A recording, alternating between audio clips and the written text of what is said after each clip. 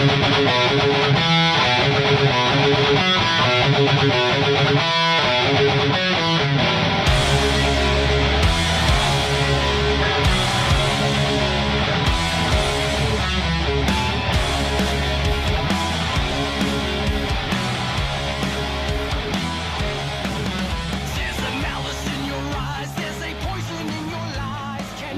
to Stranger Encounters.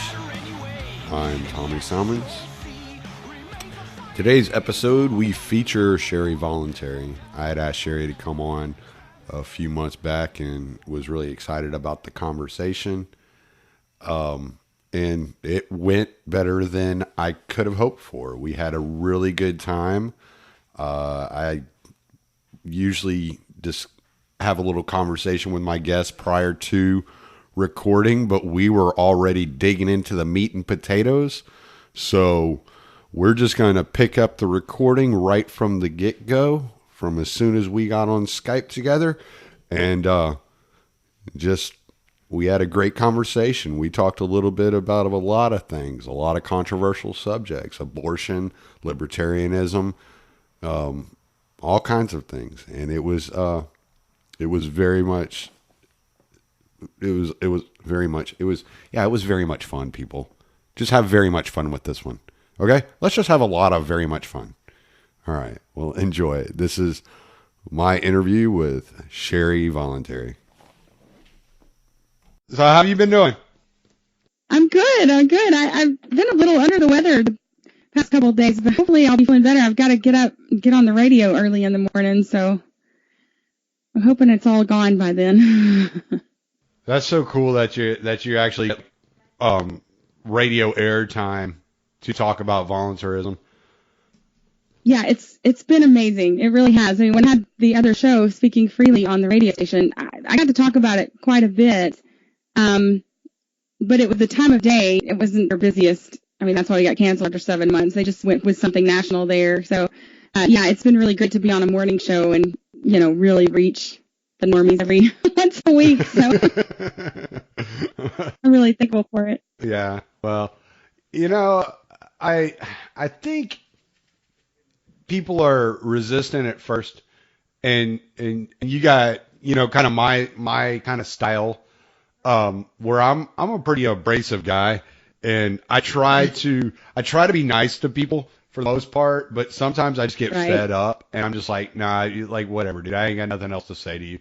And then you have the Pete, you have Pete Raymond and his kind of style of approaching it, and Scott Horton and his style of approaching it, which I guess I kind of fall in between those two. I got that aggressiveness of Scott Horton and that passion, but I always try to like step back and get philosophical about it, where Scott will just cut your head off. And so I think the way that you approach it is probably gonna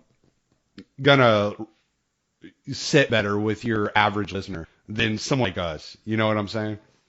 I hope so. I don't know. Sometimes I can be kind of, I get fed up sometimes too. That's the thing is and two, I mean, like you said, I try to be nice as much as possible, but sometimes people deserve to be shamed. I mean, if you have a very shameful position and you say something like, everyone who's trying to cross the border should be shot, you deserve to be shamed. I'm sorry. There's no, that is not okay under any circumstance that you would just, agree with the wholesale murder of people. That's shameful. Or, you can have disagreements on many things, but sometimes I think people deserve to be shamed, so I'm not above doing it.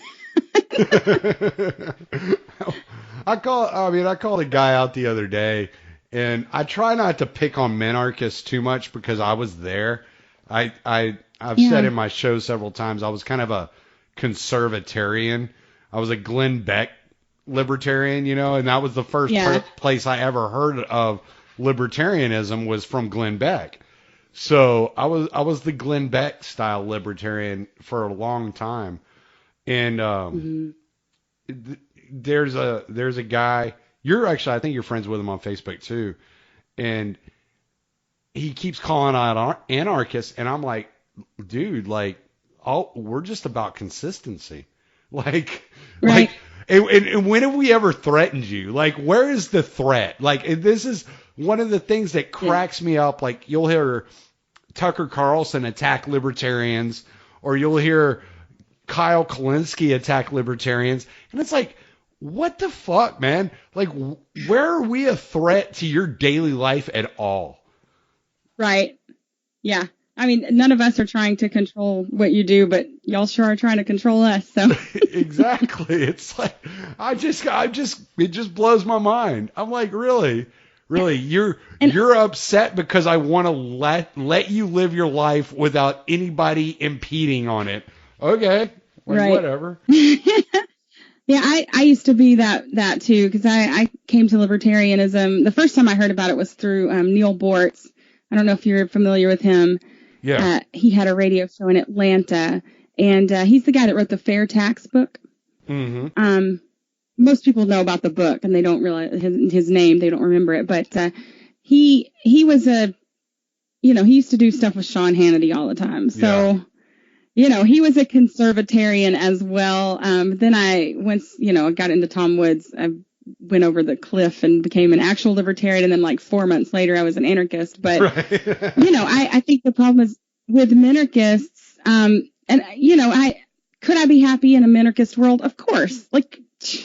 Of course I could. Like, I'd be way happier than I am now. The problem is keeping it minarchist. That's the issue. And yes. Also that, most minarchists, most people who claim to be minarchists, generally, when you talk to them for a few minutes, they're not. Now, not everybody, but a lot of people, say in the Libertarian Party or whatever, they say they're minarchists, but they still want social programs, public schools, huge military, all this other funding for things that's not minarchism. Sorry. Minarchism is involving public utilities. That's it. So, I think a lot of people have this idea too. They haven't really thought through the libertarian principles that much, because they don't understand that you can't just take the federal government, remove the bad guys in harsh quotes, and put in libertarians and then still govern 326 million people. That doesn't work. That will never work. That's top-down rule. That's has nothing to do with libertarianism. Libertarianism will work on small scales in small communities, and it's bottom up. Because if you can't look the people that you give governance to in the eyes, you're in trouble. You're in trouble right there. Like, we've seen it with consolidated school districts, where they will before you used to be able to have your neighborhood school, you could go down, you could talk to the principal, you could get something done if you needed to. Now you can't do that. Principals don't have any power in their school hardly. You don't know who's on the school board. Like, you can't hardly get to them to talk to them even. So it's removed. That's basically the same idea with the federal government. It's just more and more removed from your local area. And some dude in Washington does not give a crap what's going on in Knoxville, Tennessee. Mm. Or some dude in, Nashville doesn't really care what's going on in Knoxville either. Like, you need local governance. I try to explain to people, and I'm like, I lived in Houston for 25 years. And now I live in a little bitty town right at the border of Louisiana. Excuse me. And I try to tell them, I'm like, look, man, people in Houston don't understand living in Orange, Texas any better than people in New York City understand living in Montana. It's just two different things. And you can't expect one set of rules for Montana or for New York City to be able to govern Montana in a functional manner. It just doesn't make any sense, because it's two different places. Yeah. It's two different worlds. Yep. I drive a truck for a living. I've been to all these places, and I'm like, this is not the same planet. It's like completely different. So. Yeah, I've lived all over. I've lived in New York State, in Michigan, Wisconsin, Colorado, here. I grew up in Tennessee, and that's where I live now. And people don't take into account the different cultural and societal norms of these smaller cultures within the big American umbrella.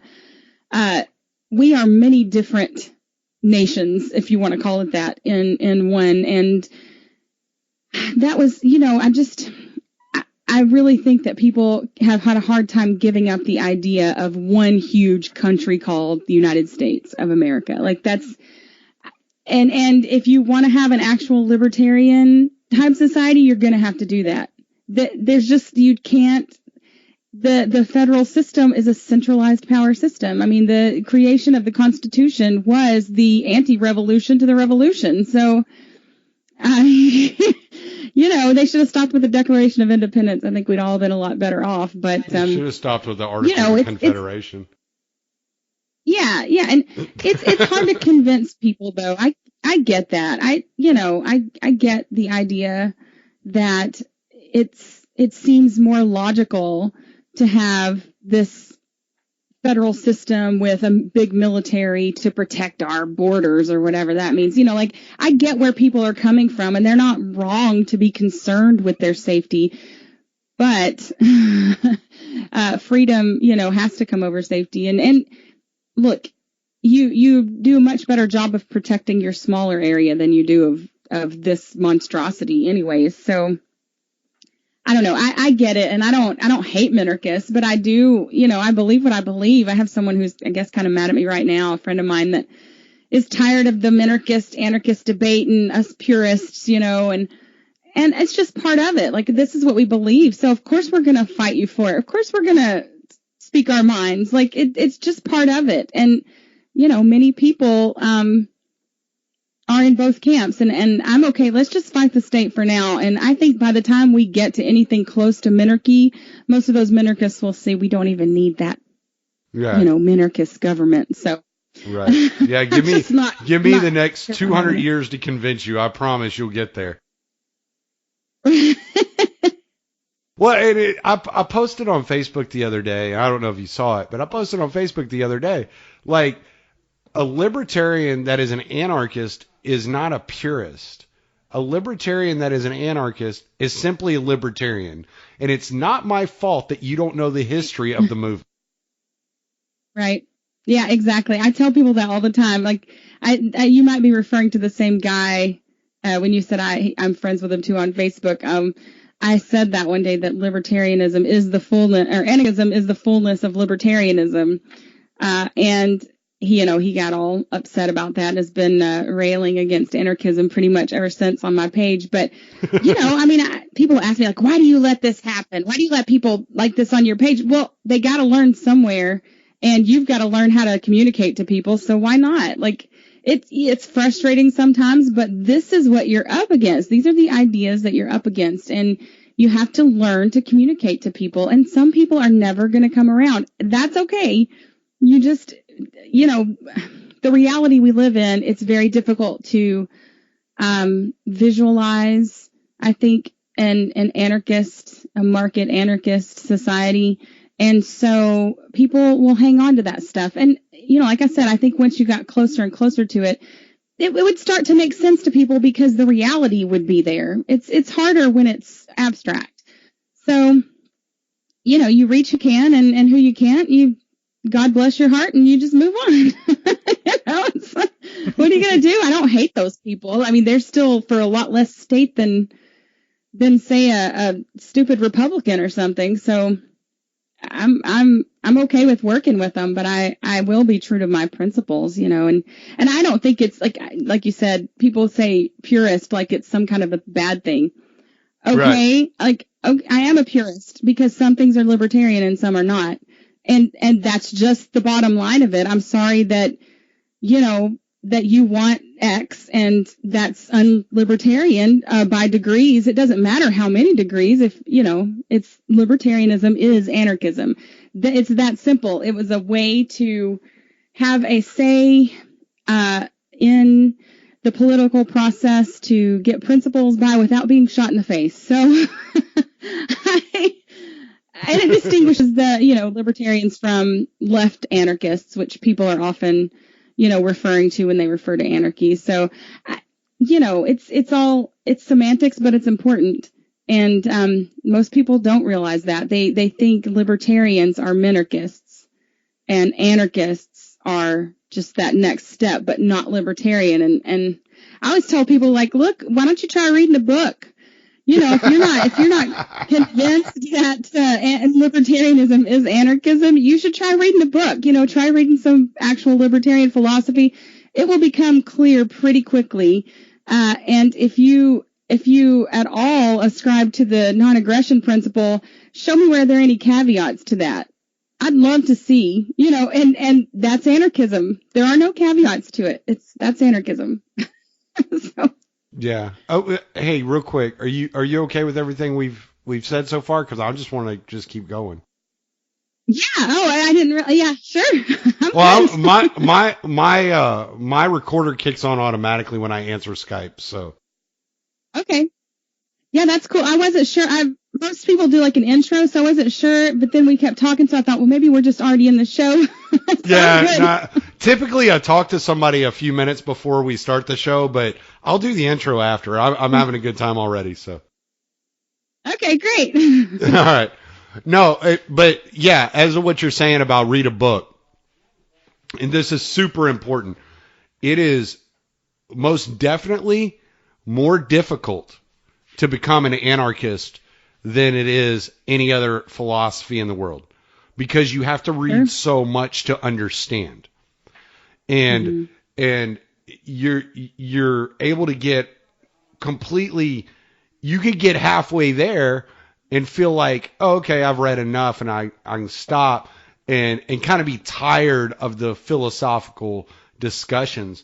But in order to get all the way there, yeah, it's absolutely dependent on you educating yourself, right? And not depending on the common, misconceptions that are thrown out there, the common narratives that we're all fed, and figuring it out for yourself. And I think a lot of people are just either unwilling or incapable of seeing that just a little more knowledge and a little more education will push them, into a more anarchist camp. Yeah, I agree. If you were to ask me a month before I became an anarchist if I'd ever be an anarchist, I'd have probably laughed in your face, because it doesn't register until it does, right? That's just the thing. And I'm of the opinion, like, I want people to read, right? I want people to know what they're talking about.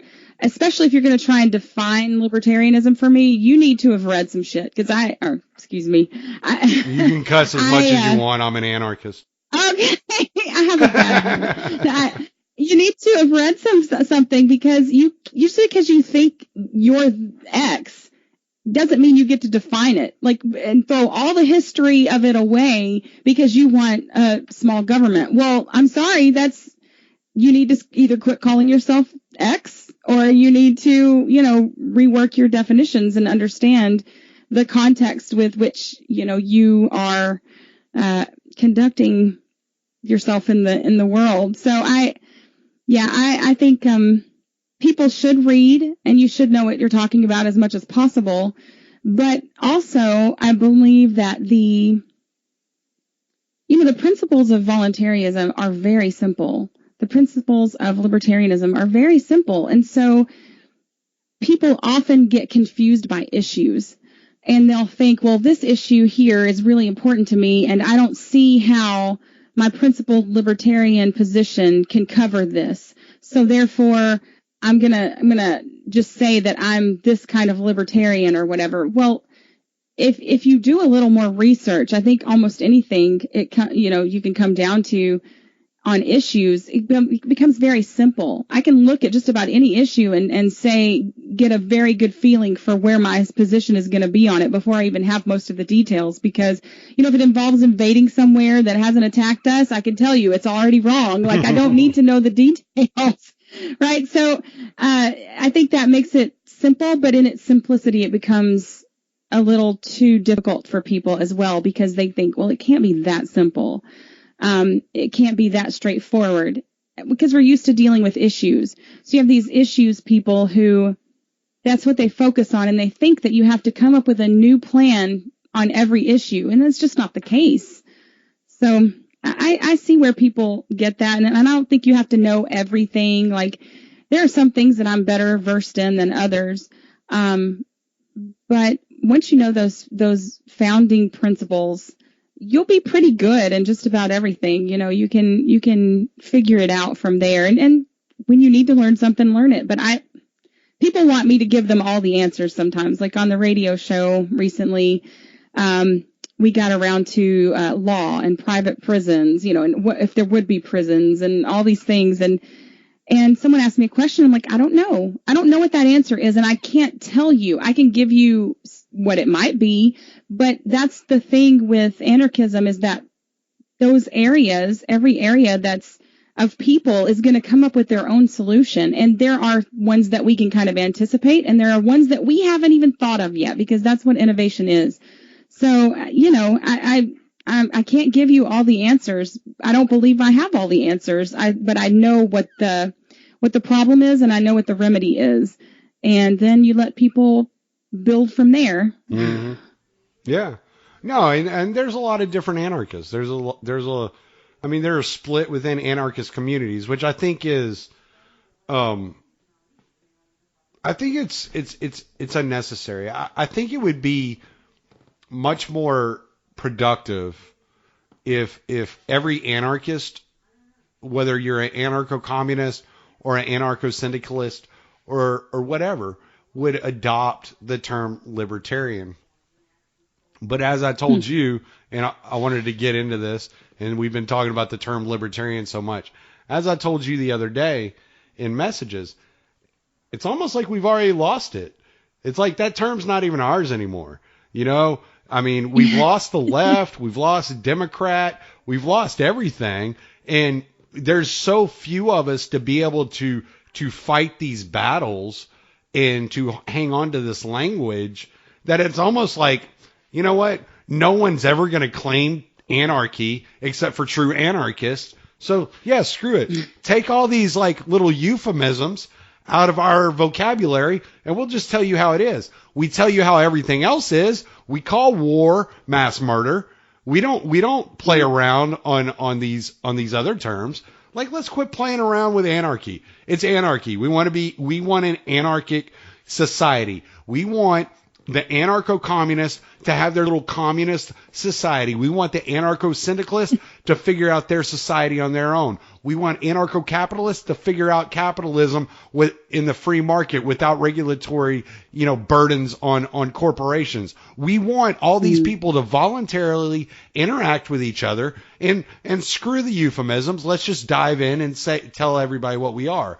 But it is a scary term, and I get that people are taken aback whenever you use the term. So you said you're willing to fight for the term libertarian. I want to hear why. Yeah. Because they can't have it. That's why. Because I'm a libertarian, and you don't just get to take it and call it something it isn't. Like I said before, divorcing the term from all the history of what that thing means. You can't, that's not okay to just do that, to just divorce libertarianism from libertarian history. So, I think that it's worth fighting for, too. Because, look, people already think it's Libertarian Party. Like, that's what they think when they hear the term libertarian. They think of the party. Good or bad. For me, that's mostly not a good thing, because the Libertarian Party has really failed to, in this era anyways, teach libertarian principles. And put up libertarian candidates that would teach those principles, because they're more interested in winning elections. And that's what partisans do. They try to get political power. I don't want a seat at that table. I want to turn that table over. So that's where, we kind of diverge, but you can even see it within the party's statement of principles. They're anarchists, they're anarchist in nature. So, there's a lot of division there, but I think if people were taught when they entered the party, hey, stick around, learn some things. This is what libertarianism is. And instead of just saying anybody can be a libertarian, like I've heard many people say that, and they could be, but that doesn't mean they are. Like, I don't care about what lever they pull in the political process. Are you kidding me? Like, that's so far outside the realm of what I want to be happening. I understand, I used to be of this mindset that, we could vote our way to more freedom. And I appreciate and I respect people who try to stay principled and do that. I don't think that that's necessarily possible. I think, though, that, if you're going to get someone in there who's an actual libertarian and could say no to everything, that'd be one thing, but it just doesn't often happen, because as soon as you do that, you'll never get reelected. So if you want to keep power in order to get rid of power, then you have to play the game, and then that just gets you more and more muddy. So more power to you if that's what you want to do. But I gave it a try, and it just wasn't for me. I have a lot of great friends in the party, and we'll just have to disagree on that, aspect of things. But I forget where I was going with this. No, it's all right. Like you, I mean, I think it's admirable that you wanna hold on to that term and everything. I just think that it's almost a lost cause for us, because you hear, I mean, I've heard some of the most ridiculous people in the world say they're libertarian. I mean, I'll check out, Ted Cruz. or Dan Bongino, because I check out his podcast every once in a while just to see what the conservative talking points are. And one of the things he throws it around. Well, yeah, I'm libertarian on a lot of things. And I mean, there are certain aspects that he's not bad on, but at the same time, it's like, you're not a libertarian. Like, that's not what libertarianism is. Right. The oorah libertarians, like, I'm a libertarian, go Marine Corps. Like, no. No. You're gonna make me cry. Like, like, you can say you agree with the libertarian position on certain things, but I don't think that it's appropriate for you to say I'm a libertarian on most things, because you either are a libertarian or you are not a libertarian. If you are a libertarian, then these certain things are going to just fall in order. It's so funny, because every politician I've ever interviewed that's been a Republican tells me off the air, I'm actually a libertarian. I'm like, actually, you're not. Like, no, you're not. But right. That's part of what has, it's been a positive and a negative. So say take somebody like Ron Paul, who ran as a Republican, was a minarchist at the time. I think he's come further than that now. But he brought a lot of libertarianism to a lot of people, which was great. But then the party, when people started coming in, instead of saying, okay, leave your Republicanism at the door, leave your Democratism at the door. Now, if you're going to be a libertarian, this is what a libertarian is. I don't think that was well done. And, when you see this movement in the party to kick anarchists out, it's like, what? You want to kick the people who are, really consistent with the libertarian principles and started the thing. You want to kick those. Not that I started it, but you want to kick that philosophical strain out. You're doing yourself a disservice. And that's playing politics. That's people who go, we don't want you guys saying libertarian things and getting people not to vote for us. Well, then why are go if you want to be a politician and you want to win elections, go to one of the parties and do that. Yeah, go to the Constitutionalist Party. Leave us alone. Yeah, don't go back to the Republicans. Go to the Democrats if you want. Take advantage of that, billions of dollars of branding that they've put into that and their powerhouse, because that's what you'll be doing as a libertarian candidate as well.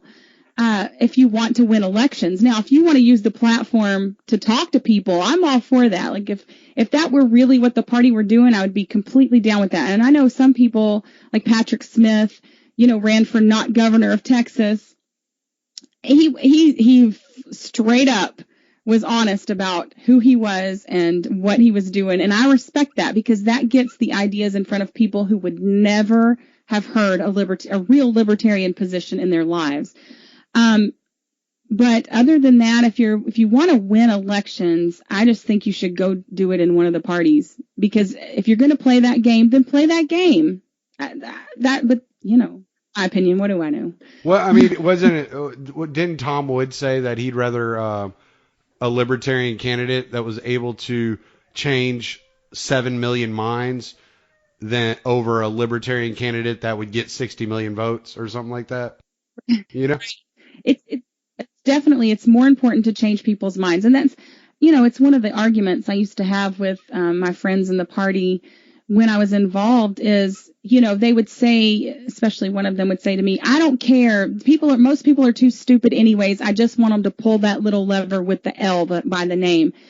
And I would say to him, okay, that's as disrespectful as Republicans and Democrats are, for one. And two, you will never maintain any power that you gain if you do that to people. That's bait and switch. You haven't changed their minds. As soon as you go up there and you do your libertarian stuff, if you're a real libertarian and you do libertarian things, they're not going to reelect you. You have to change their minds. And so that's where I'm working. That's what I want to do. And I hope that people who are using the political process would try to do that as well. But there's a lot of different strategies, and if you're gonna tell people what they want to hear just so they'll vote for you, that's not even a very libertarian, in the traditional sense, type of approach. The point, right. The whole point of libertarianism, and what was the most attractive to me was the consistency and the principle behind it. Like, I'm not willing to waver. Like, did you hear the Lions of Liberty the other day with Walter Block and Dave Smith? And I want to listen to a Lions of Liberty show. I'm sorry? Honestly, I've never listened to their podcast, honestly. Oh, okay. No, it was really interesting because they were talking about abortion, and Walter Block made this argument that. And I'm not saying I agree with him, but I thought it was an interesting argument about evictionism. Eviction, yeah. And how it's the most libertarian approach to the abortion topic. And I was like, see, this is a man who, no matter what people are going to say about his philosophies and the way that he approaches these things, he is doing everything within his power to be consistent and principled in this discussion. Right. No matter what you think about what he said, it was right. Like, oh, okay. Yeah, I understand where you're coming from, and I thought that was a really interesting approach to that subject. Yeah. Evictionism is really interesting. I remember the first time I read it, I was like, wow, that's incredible to even think, because it's bound to technology. For one, and you have to have the technology to do that in order to even make that something that could be possible. And as far as abortion goes, I get that it's a very difficult topic because you have competing interests. You have the mother, and libertarianism says you own yourself completely. Does she own herself completely or not? Well, that's the thing. When you're pregnant, there is that competing interest of the fetus. There's also the competing interest of the father. So it's not an easy subject. And I've by saying I'm pro-life but anti-regulation, I've been called a libtard more times than I know. And it's as simple as this for me. Look, I believe that I don't know when life starts. I don't. So I just err on the side of caution. Does it make sense to me that people would say, well, I think it begins when the heart beats, or I think it begins when brain the brain starts, which makes more sense to me. Yeah, that's logical. I can see their point of view. So if they want to take that chance, that's on them. Personally, I don't know. So I just go, well, I'm going to err on the side of caution, but that's me. Do I think it's murder? Yeah, at a certain point, I do think it's murder. So, but it's not, my point is it's not easy. It's not an easy, subject, and that regulation won't actually help it. You're not going to stop abortions. What would stop it is ending the state. And I don't think it would completely stop it, but I think the state actually incentivizes a lot more abortions than would happen if we had a society where we had radical freedom and radical personal responsibility. People would be more responsible. Therefore, they probably would get pregnant without meaning to a lot less, because you wouldn't have that safety net. Excuse me. So people would be generally more responsible. I guess you could argue that there would be people who would be incentivized to, because they wouldn't want to take on the responsibility to have abortions. But I honestly think that if you had a more responsible society, you would have people who would consider what they were doing beforehand and make more responsible choices. Because, I know just from raising my kids, you don't make people more responsible by giving them no responsibility. So we have a whole society of people who are, have this learned helplessness and this reliance on the government. And so I can see why people would think that. But to me, the bottom line is you're never going to stop people from doing things you don't like, even murder. Like, we never stop murder. We can't always have justice for every murder. That's just the nature of the world. And I don't think that the legislative process takes care of any of that. So to me, it's kind of a moot point. Yeah, I typically I tend to lean your way. Typically abortion is a subject I just don't even talk about, because I don't think there's an easy answer. I don't think it's an easy black and white, right versus wrong answer. In the fact that, okay, so I look at it this way. If there's a mother or a woman who's a drug addict and she gets pregnant and she decides, you know what, number one, I don't want a kid. Number two, even if I had this kid, I couldn't take care of this kid because I'm a drug addict. And number three, I'm a drug addict. This kid's probably going to be all kinds of fucked up.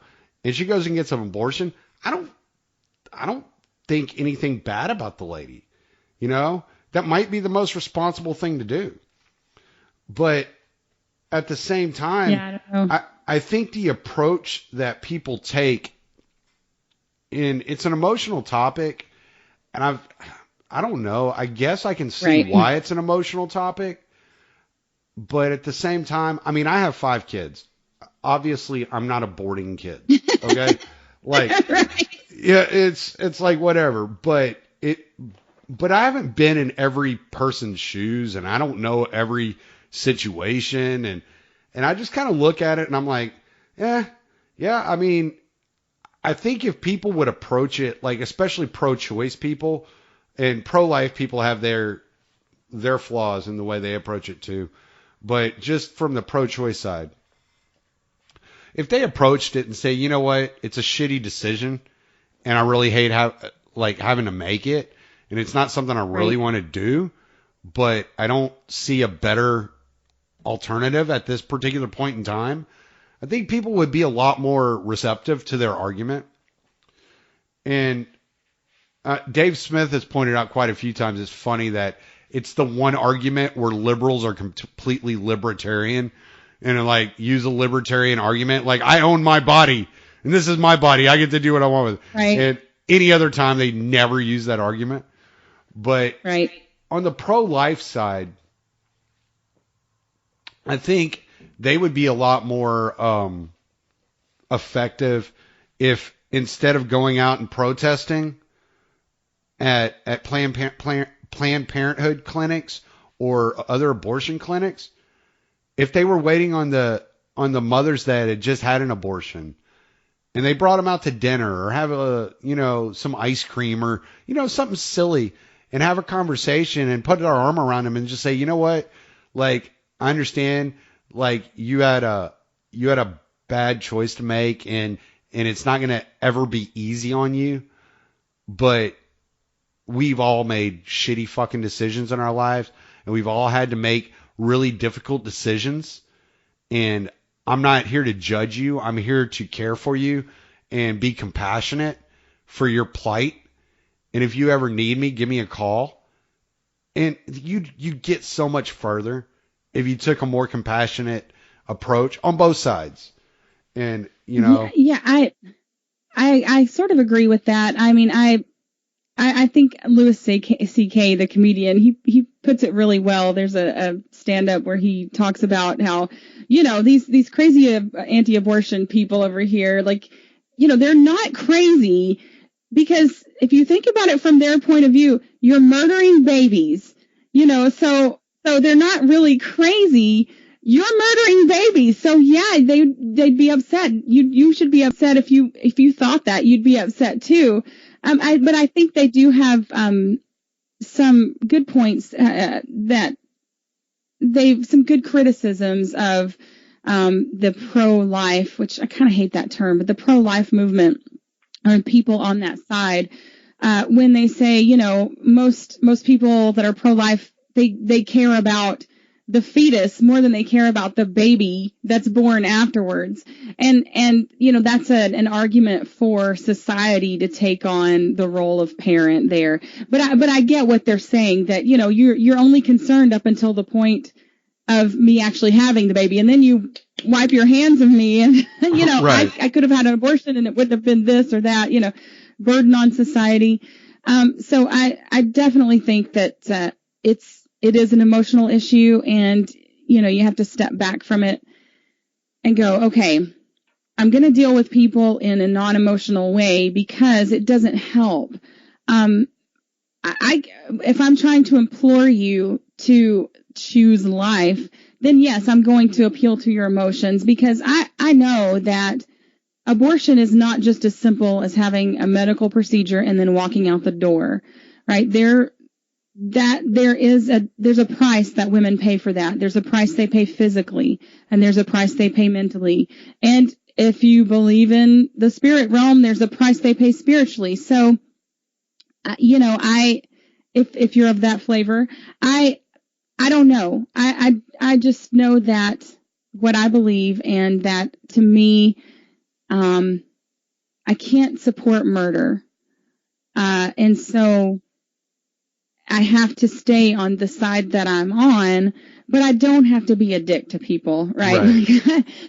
but I mean, I do see it a certain way. So, you know, I would rather people be responsible, but that's not something that's going to happen. And it's never going to always be the case. Like, it doesn't matter what laws you pass, there are going to be abortions happening, just like there are murders happening right now, just like theft happens right now. And there's a lot of that you're never going to catch anyways. So I think you're right that you need to appeal to people in a kind way and be imploring to them, and know that they can come talk to you, and that how are you going to help this situation? So I do think that that's probably the best approach to take, is to reach out to people instead of condemning them, because condemnation never works hardly on anybody. It never, like that old saying, a man convinced against his will is of the same opinion still. Like, you can get people to be convinced of something, but you can't really change what's in their heart, like, if you don't actually try and move them to your position. So yeah, I get it. It's not a subject I really love talking about either, because I feel like, you know, it's one of those, the answers are not clear. It's not easy. Yeah, exactly. So yeah, there's a lot of gray area. There's a lot of nuance. People like to, it's black or white, and I'm like, no. And my biggest problem with the entire abortion conversation, and the conversation is an abortion in itself, is that the tactics taken by both sides are horribly flawed.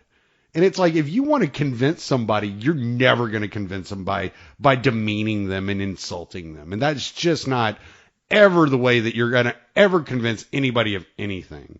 You should be trying to change hearts and minds, not mold them to be what you want them to be. And so that's my main problem with the entire subject. I don't really have strong opinions on either side. I would say I lean pro-life, but like I said earlier, like if somebody laid out their circumstance and said, look, man, I couldn't justify it. You couldn't think of a better alternative. You know what? Okay. Like, who am I to judge? Like I've done some fucked up shit in my life. So, if it comes back on you and you feel guilty for it later on, then, you're going to have to deal with it. But at the same time, it's not my role to judge you or to be, you're some authority figure in your life. So that's my main issue with the subject, as I think the tactic and the way that people approach it is completely flawed. And so I typically just avoid the conversation because I just don't find it constructive.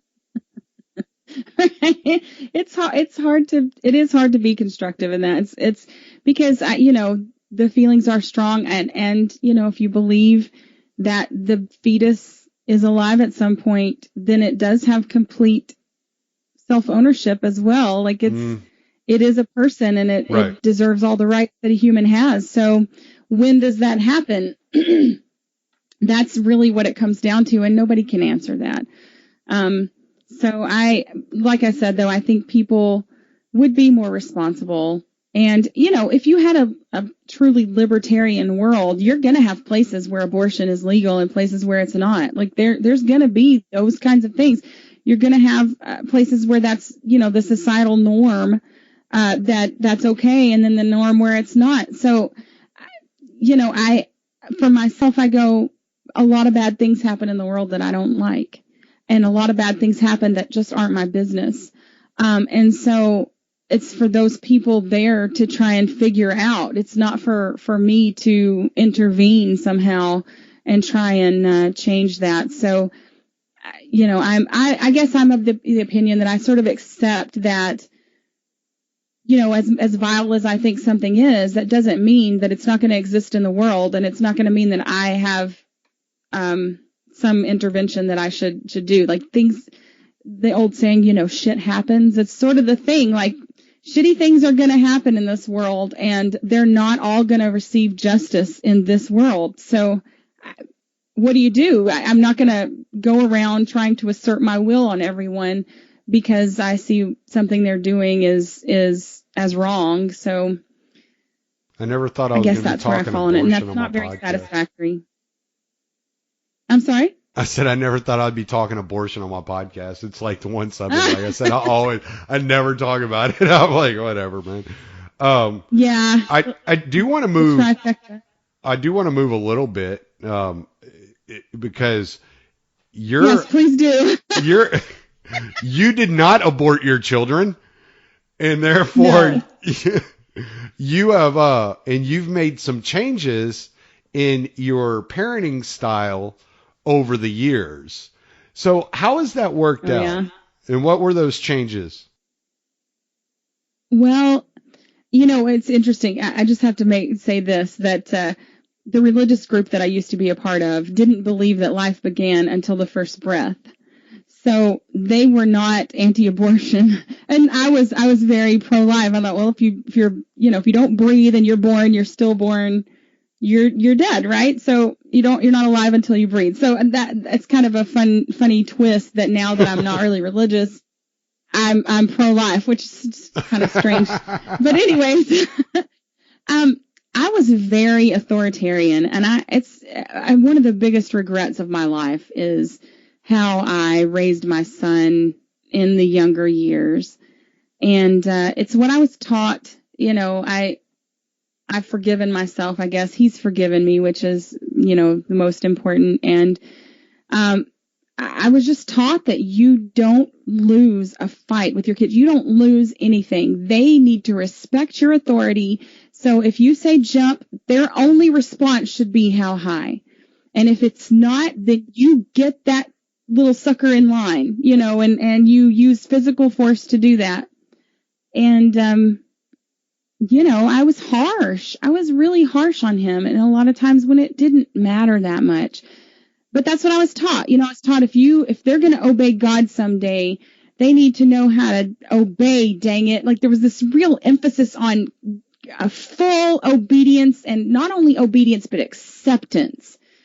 And that's just not the real world. Like there are things I have to do.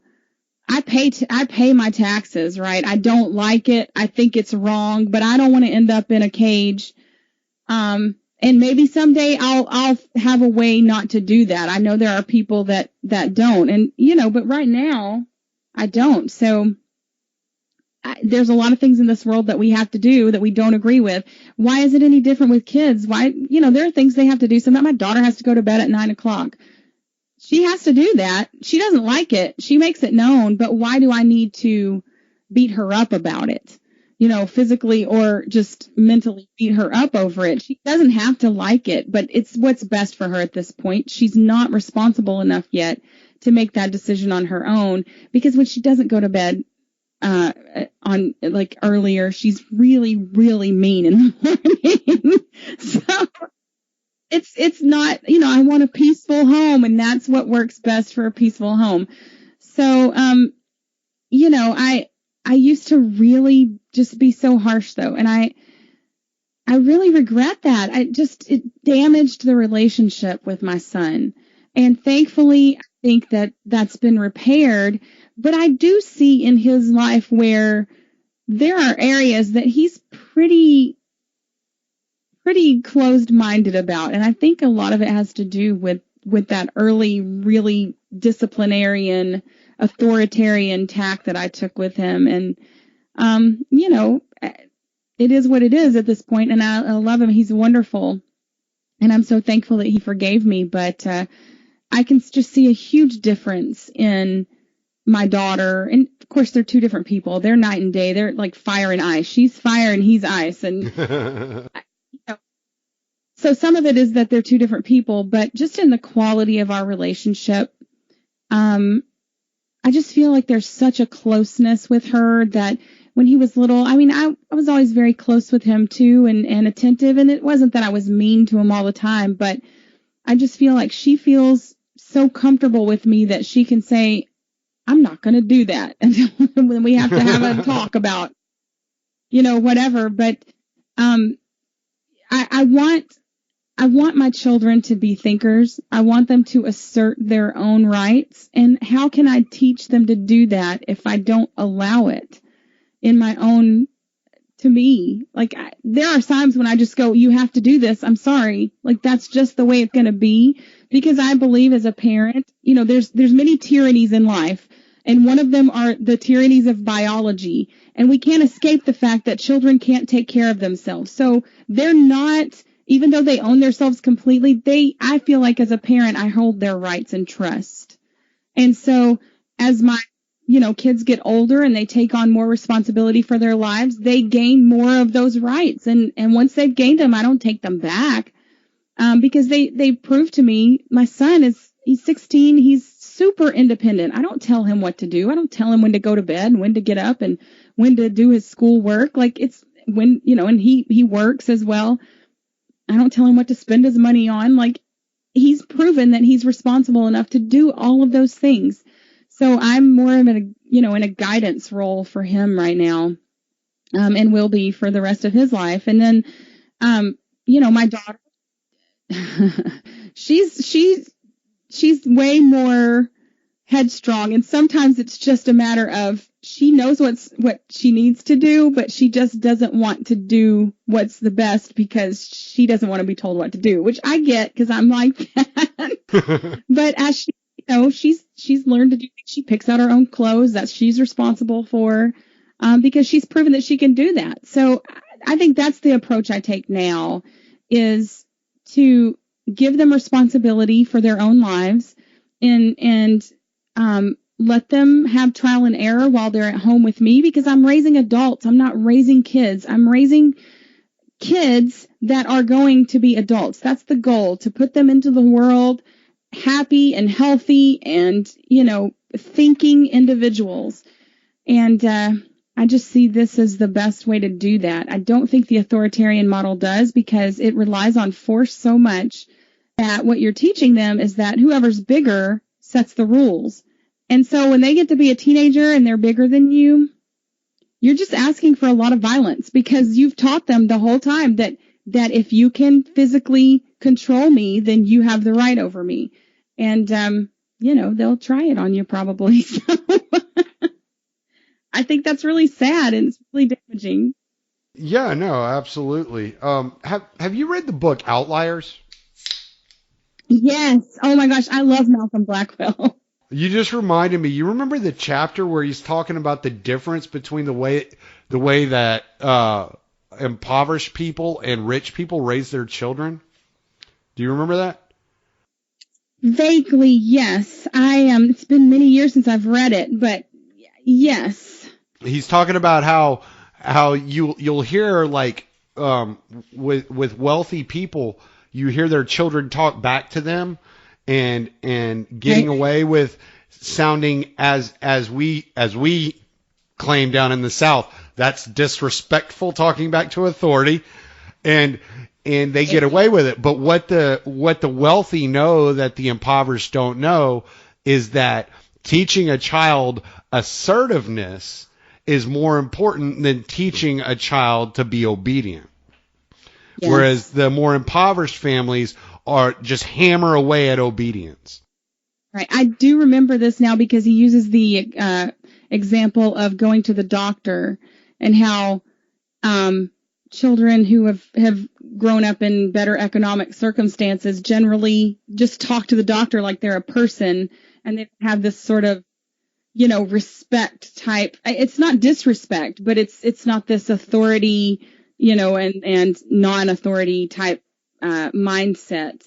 So yeah, they'll generally get better care because they generally feel like they can talk to the doctor easier. Yeah, that is a really interesting point. I think his works are just amazing. I've read Outliers and what's the other one? I know he has another one. He's got a few books. Yeah, I haven't read any of his other stuff. I read Outliers, but I have listened to his podcast. He has a pretty cool podcast that he does called Revisionist History, which is pretty interesting. Okay. I'll have to listen to that. I really like him. I think he's done in so many instances, he does a really good job of putting, taking all this information that's out in the ether and really synthesizing it into some really good ideas. So, I really appreciate his work, but I agree. Like, I want my kids to be assertive. I want them to be, I want them to be able to think and to be able to have their own opinions about things. Like, yeah, okay, so I understand that you don't like that you have to clean your room. That's okay. You still got to clean it. Like, this is my home, and you need to show thankfulness, because there are things we need to teach them beyond just libertarian values. Like, I want my kids to be thankful for what they have. I want them to be good people. And so I always tell people, like, I think libertarian philosophy, the non-aggression principles, say that's the beginning of morality. That's not the end. You build on that. So there are things that libertarianism doesn't necessarily answer, that it takes other moralities to answer. Like the question of, do you stop someone from committing suicide? That's not, and that's not necessarily something that libertarianism answers very well. So it comes down to your own personal morality in that as well, because, well, do I agree people have the right to take their own life if they wish? Yes, I do believe that. That's the libertarian answer. But also, if you're not in your right mind at the time, if you're a depressed person, are you really in your right mind where you can make that decision? Would you actually want someone to stop you? Because a lot of times people do actually want someone to come to their aid. They're looking for release and attention to the problem, not actual death. So I think there are other things, if you're going to kill yourself in front of me, I'm not about that. Like, if you want to kill yourself, you need to go somewhere where you're alone. Like, or if you're terminally ill, like, I understand that.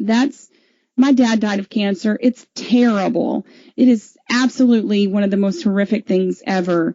And so do I understand people wanting to take their lives then? Yes, absolutely. And I think they should be able to. So I think there are other moralities in life, and you build on those. But the first ones are that people do own themselves, and they own themselves completely. That's really important. So Wait, I've always referred to suicide as libertarian eugenics. Was I wrong in that? Little dark. Wow, I never thought I'd have to think about that. The world's overpopulated anyway. Yeah. Yeah, we definitely don't need less libertarians. Right, that's true. No, I'm just saying, it's like our eugenics program. It's an individual making an individual decision. So, like whatever. Yeah. So, and I'm sorry. Go ahead. No, go ahead. Go ahead. I was just going to say, I might not like that someone made that choice, but it is theirs to make. But like I said, if you're going to jump off a bridge in front of me, I remember this one particular example, and I was in an anarchist group on Facebook that we were arguing about this particular thing, which I think is important. Like, I think it's important to have these discussions. But there was a guy who was going to jump off a bridge, but the people that were around him held on to him until help got there, and they took him to the hospital. And then afterwards, he was very thankful eventually because he got the help he needed. But these people, that's a human thing. You don't want to see another human destroy themselves. Like, that's nothing wrong with that. In my opinion, there's nothing wrong with that human. You see this person suffering, and you're going to stop them from making a decision that they cannot come back from. And like I said, I don't have a problem with that if the person is doing it in front of me.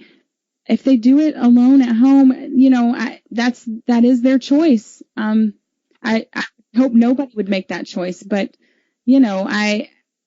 it's one of those things where I recognize that humanity says you don't want people to destroy themselves. You don't want people to die because they feel like there's no hope for them in life.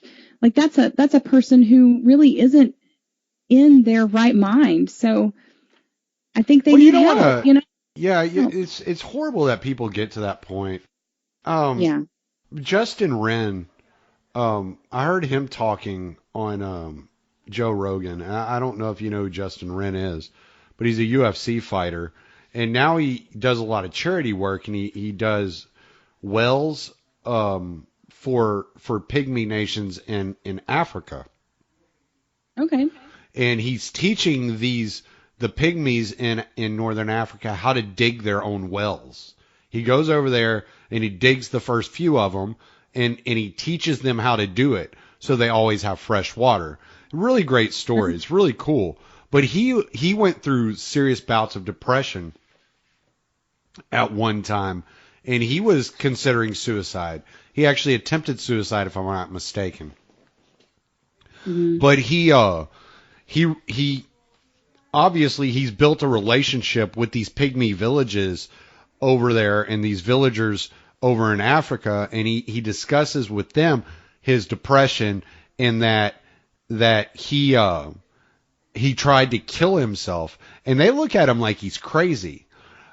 What I think people don't realize is in the third world, you're so worried about survival, you don't have time to think about committing suicide. If you want to die, you just stop hunting and you stop gathering. You stop doing the things necessary for daily survival. And this is really like a first world problem. And I know people don't like to discuss it that way, but it truly is a first world situation. And it's really crazy that we are in such a world that the more wealthy you are, the more privileged you are, and I use that word lightly, not lefty.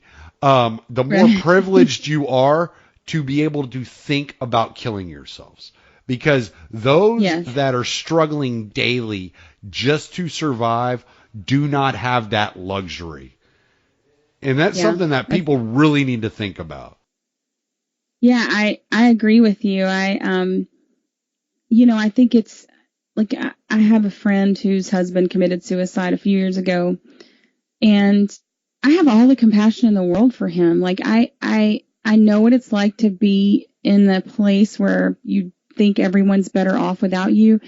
And people who commit suicide generally usually are convinced that the world would be better off without them. So I kind of hate it when people talk about people who commit suicide as they're just selfish and they're sick, right? You're sick. And it's the person who pays the biggest price is you. It's terrible. And it is terrible what happens to families after that and the people who love them.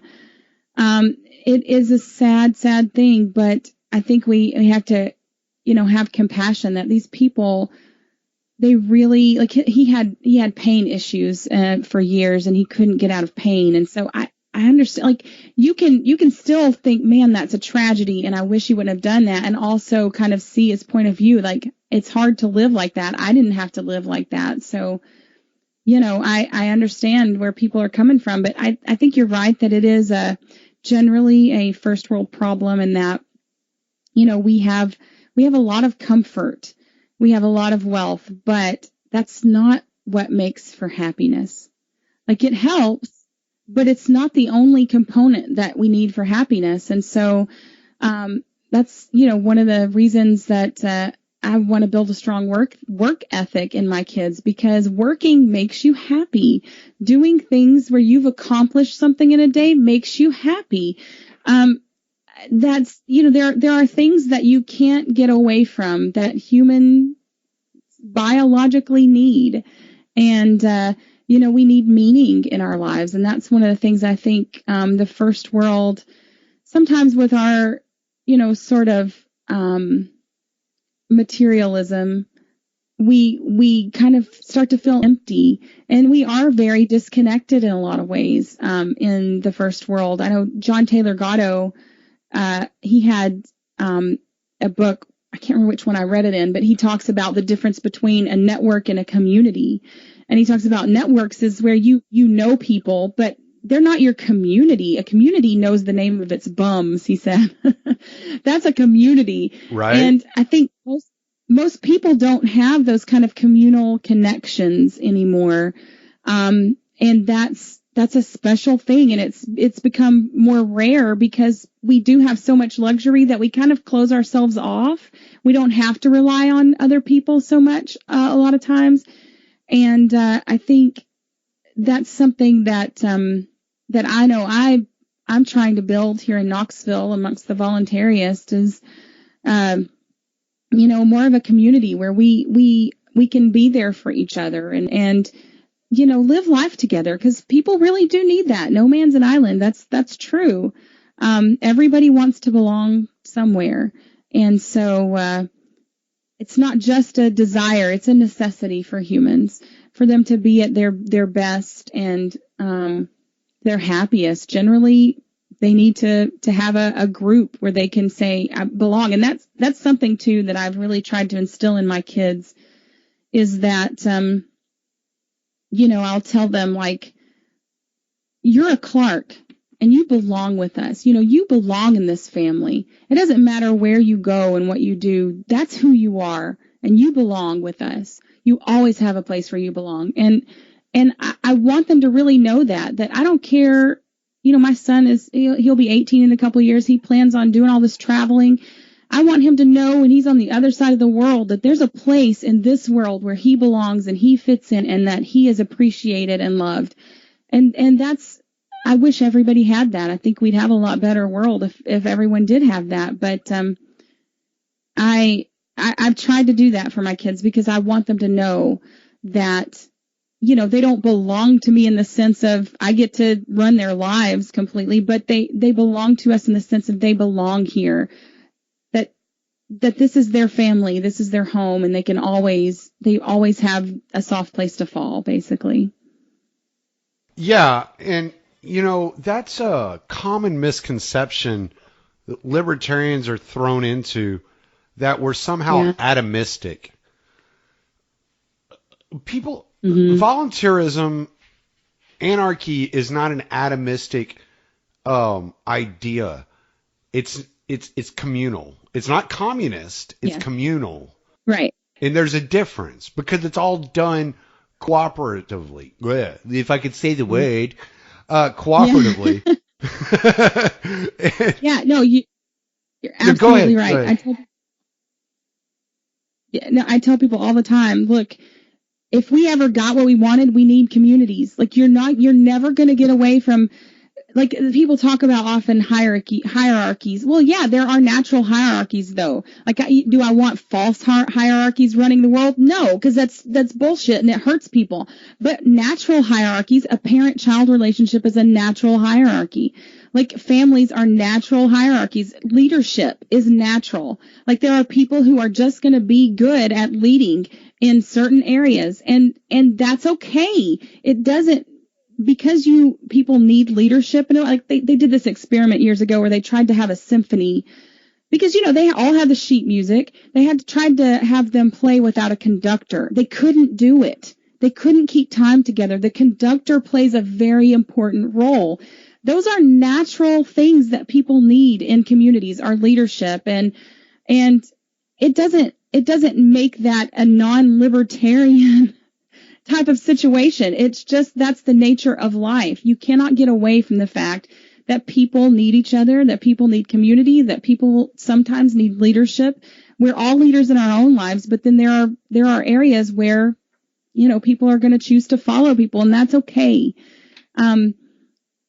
I think you're exactly right. It's something that and I find it's a lot of younger people, especially young men, that tend to fall into that. And I don't know how old you are, Tommy, but I'm in my 40s, and I think as you get a little older, you start to see that more, that sort of piss and vinegar type thing runs its course, and you start to see the benefits of needing other people and having other people in your life. And I think especially young men, there's a time in life where they need to break away and be very independent, and that's okay. But, I want young libertarian men to understand that there will come a time when you need community, when you want community, and those are good things for you to have in your life, and that you shouldn't poo-poo people for following someone. Like I've just seen the most ridiculous arguments at times come from some of these people. I don't think they're bad. I just think they haven't experienced enough life yet to know that there will come a time when you have to rely on someone else for something, or when you don't know what the answers are and you're going to have to look to someone else. I mean, if you think about it, like even somebody like Murray Rothbard or Mises or somebody like that, Benjamin Tucker or whoever, like these people, they're leaders in a way. I didn't come up with the non-aggression principle. Somebody else did. They're my leader. Like they've led me to that. They've helped me understand this principle. That doesn't mean that they're my master. That's a different thing. Well, I think Jordan Peterson, and it's one of the few things that I've gotten out of Jordan Peterson. He's got a few good talks that I found really interesting. But one of the few phrases that he introduced me to that I thought was the most useful is the competence hierarchy. That's what you're looking for. You're looking for those that are more competent in specific areas. Right. And it takes time to grow. That's really great. My son is really into Jordan Peterson, and I like a lot of his stuff too. But yeah, I think there's certainly, I think he's right in what he says too about responsibility and how young people are really looking for responsibility. And I think that's true in a lot of ways.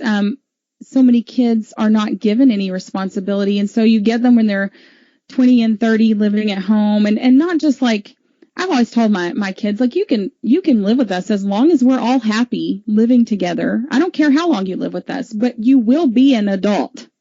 I'm not supporting you. That's not going to happen. But if we're all happy living together when you're an adult, fine. I have no problem with that. But I don't want people who are living with me because they can't function on their own. That's the difference. Because there's a lot of societies, where their families live together they always, they live with their parents, live with them. They live with their parents for a long time, but they're still expected to be productive adults and run their own lives. And so I,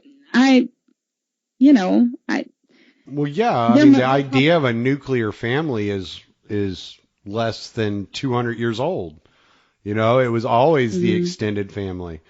And part of the original xenophobia of America was the fact of the Italians and the Irish coming over here, living in extended family societies, and cornering themselves off within their extended families, and that's been lost in the American culture in many ways. So that's really disappointing, I would say, in many ways. I think that there's a lot to offer by being around your extended family. Absolutely. That's why I moved back to Tennessee when I had kids, because I wanted them to be with their grandparents, because I really value that relationship. I grew up having 2 sets of my grandparents living up the street from me, and that was wonderful.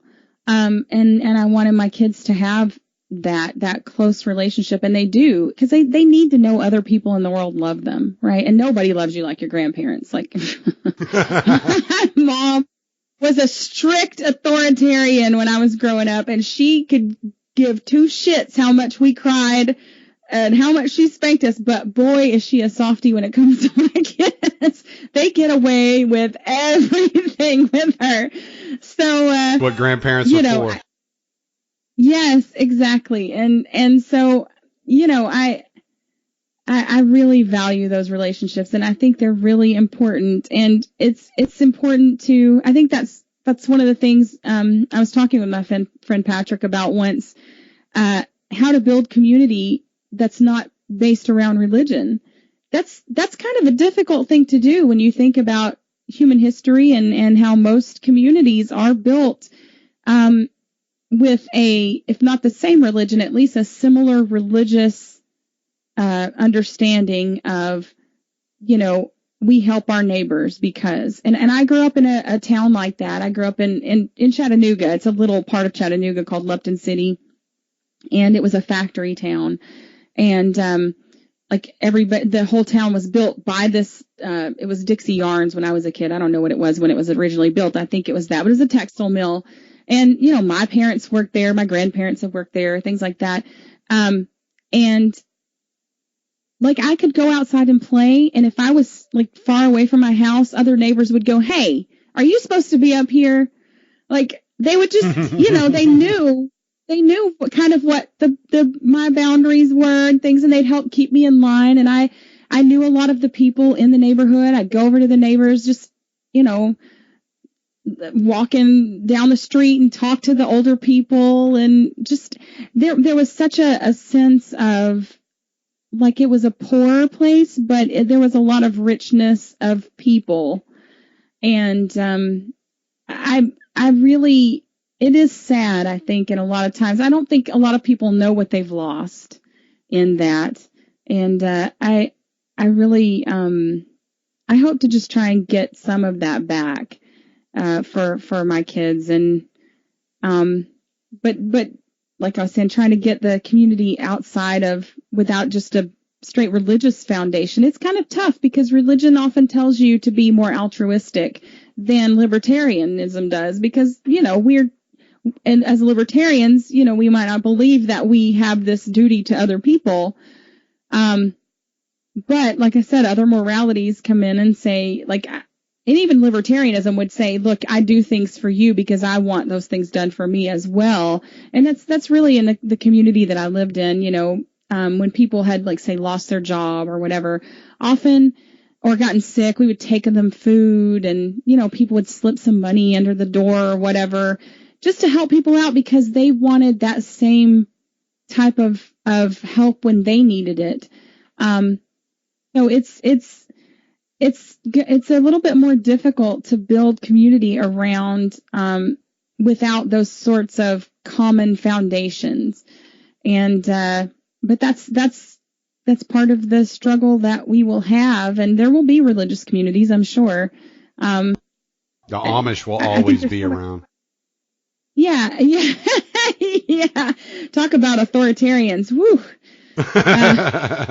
They're very authoritarian. Like those, they don't want people to be different. That's the whole thing about the Amish. They want progeny, and it's a tough life in some ways. But there's the freedom and slavery sort of thing. Like I don't have to think about anything because I'm told what to do constantly. So people get really into that. And I've known some Amish people, and I liked them. They were very kind, but boy, I wouldn't want to live that way.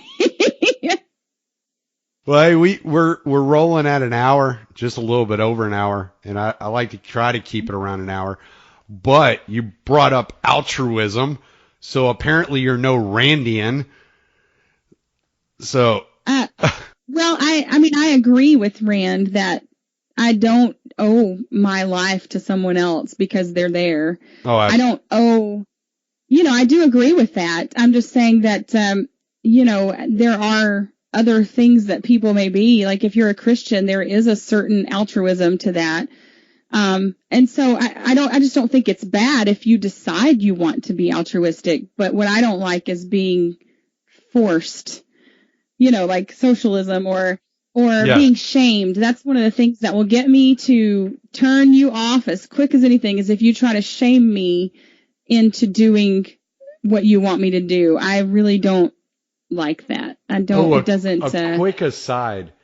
My wife was taking a survey. All right. So here in the last 8 months, my wife started working from home as a virtual assistant. She was taking a survey for something, and it was one of the virtual assistant companies that she was applying with, I believe. One of the questions on there, and I laughed. I literally belly laughed. And I don't belly laugh very often, but I couldn't stop laughing. One of the questions on there was, most people believe that altruism is more important than self-interest. Do you believe this, and why? And I could not stop laughing. I was like, these people are so full of shit. Because most people are altruistic out of self-interest because it makes them feel good.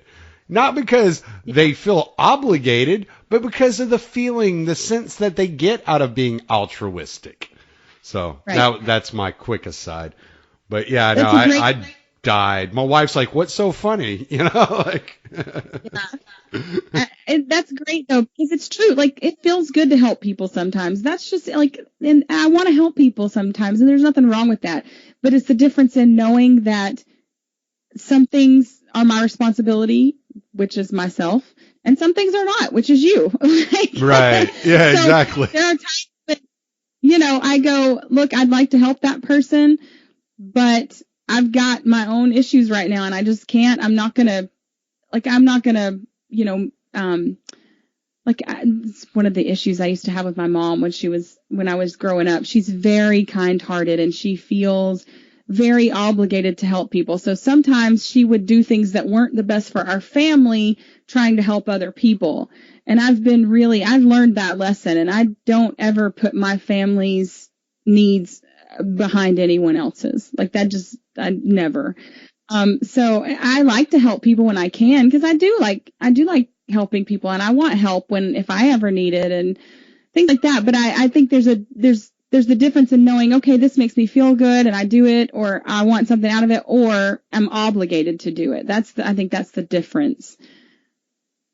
But all right, I don't know if you've listened to any of the last couple of episodes I've done, and if not, don't feel bad. Don't worry about it.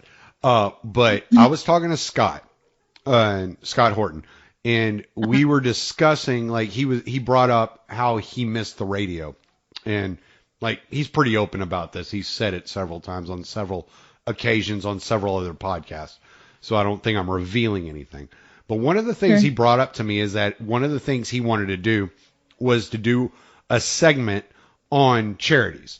He's like, We're anarchists. We're railing against the state all the time. We're not offering any solutions. We're not offering any alternative to the state. We're just telling everybody that the state's wrong and that the market will figure it out. But I want to do something about charities, and I want to expose people to charities. So one of the things I started doing with Mike Maharry is I love that he's my friend. Mike's awesome. It was such a fun discussion. But one of the things that I started doing was I want to give you an opportunity to tell my audience what your favorite charity is, what they do, and why they should assist that charity. Okay, well, I've got a few. Okay, and give two me a of couple. them you're gonna be really familiar. Yeah, so two of them are the Ronald McDonald House, which I think is a phenomenal charity, and most of the money goes right back into that thing, where they help families stay. And I was in the situation where my family was in a very devastating car accident in 1995, and thankfully we were in our hometown, and my sister had to go to the Shepherd Center in Atlanta at the spinal center. And the Ronald McDonald House will provide housing for people who are having to stay with sick kids. So that's the last thing you need to be thinking about. And there's so many medical bills and things that it's a really, really great thing. The others is a Shriners Hospital, of course, because man, do they do some fantastic work for people, for kids with cancer and things like that, especially. So I really like those charities, and they both I'm really about knowing the charities that I give to. I don't just generally give to any old thing, where they ask you at the start, you want to give an extra $1 to fight hunger. No, I don't, because most of that money probably doesn't go to the charity. So I generally only give to things that I'm really familiar with. And then there's also, Liberty Memes does a lot of good stuff. GoFundMe's. If you guys are familiar with them, they've done, they've got this one girl eye surgery, helped save her sight. They helped someone's cat. They've gotten people's homes out of foreclosure, things like that. So they've done a lot of good work. And they're libertarians. And then We Do Better is another charity that I'm really I don't know if you can give directly to them, but they go into places and they see what the government is doing and they do it better. they give an alternative to the government. That's not hard. Domino's does roads better. Yes, exactly. So check them out because they're libertarian as well. Dan Johnson is the guy who runs that. It's called We Do Better. That's a good one. And then there's one in town here, and the guy has actually been someone that I've helped turn into a voluntarist, which I'm really happy about. But it's called Laundry Love, and it's a national, they have they're like a franchise of charities, sort of, but they sort of do their own thing here in Knoxville. And what it is they just, every month they have a day where the working poor can basically come in and do laundry. And then they have a meal together, which I think is really amazing as well. So those are my favorite charities. Awesome. That's great. I'm glad you had a list because I think about it and I'm like, we have to help animals. I like to fish. You can donate money to help me fish. Yeah, I mean, there's a lot of good ones out there. There's a lot that aren't really. I really need to do some more research on more charities. Honestly, I spend so much time driving, and I'm listening to audiobooks and podcasts the entire time. And then I have an hour and a half to myself every day. So it's I'm either reading, researching, or I'm getting my podcast ready. So it's I need more time. So a lot of time. All right. Well, I'm gonna shut this down. If you give me 1 second. And my mom, I can already tell you right now, is ecstatic that I spoke to somebody that speaks her language, so she can actually understand one of my guests for a change. That's awesome. Good. Thanks for having me on. It's been a great show. It's been a lot of fun. Give me 1 second. I'm going to shut this baby down. All right, everybody. That was Stranger Encounters with Sherry Voluntary. I'm Tommy Salmons. Late.